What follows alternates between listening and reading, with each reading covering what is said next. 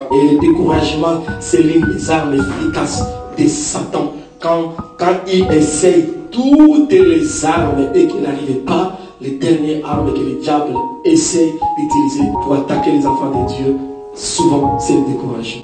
Et le découragement arrive presque dans la vie de tout le monde. À un certain moment, tu peux commencer à sentir le découragement. C'est un phénomène qui arrive presque à tout le monde.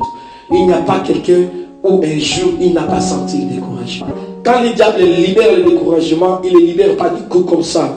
L'arme du découragement, il le libère petit à petit. Voilà pourquoi c'est l'arme le plus dangereux qui peut fondre la vie d'un homme. Un homme très très fort peut se fondre seulement par l'arme du découragement. Voilà pourquoi quand tu commences à détecter le découragement, dès le premier symptôme, fight au get découragement out. Le découragement est comme la séduction. Pour s'échapper de la séduction, il ne faut pas donner le temps. La même chose avec le découragement. Il ne faut pas donner le temps. Parce que si tu donnes ne fût-ce qu'un petit temps, sachez-le que tu vas tomber. Ça va te prendre. Ça va te prendre. Ça va te prendre que tu étais une personne remplie de foi.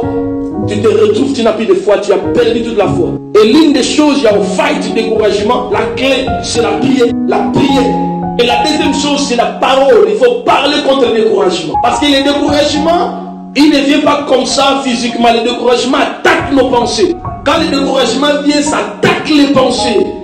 Parce que si ça attaque les pensées, ça prend le contrôle des pensées, ça va prendre le contrôle des émotions.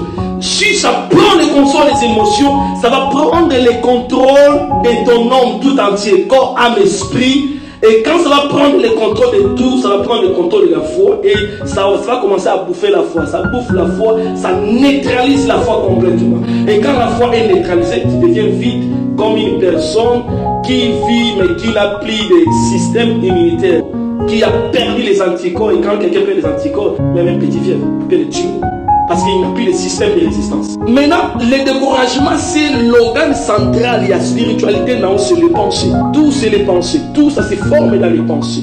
Pourquoi et ne pas croire, ça se fait dans les pensées. Et quand le découragement vient, ça attaque automatiquement d'abord les pensées. Le premier symptôme, c'est les doutes. Les doutes, comme Satan est venu auprès d'Ève dans le jardin, non, Dieu n'a pas dit. La seule résistance, c'est la prière, mais aussi la parole. Tu dois te lever, parler. Parce que si tu ne parles pas, lui, il va continuer à parler. Jusqu'à ce que tu vas l'accepter. Mais si tu parles, tu vas voir, le diable sera intimidé. Et il finira par te quitter. Ne néglige pas le découragement. C'est un vent qui commence petit, mais c'est puissant qui peut ravager tout. Donc ne donnez pas temps au découragement. Fight le découragement. Quand le diable commence à t'attaquer par le découragement, tu dois savoir ce qu'il a déjà essayé plusieurs armes. Il a essayé, essayé, et il a compris enfin que cet homme est vraiment fort. Cette femme, elle est forte. Cette femme, on ne peut pas la voir. Elle est très lourde.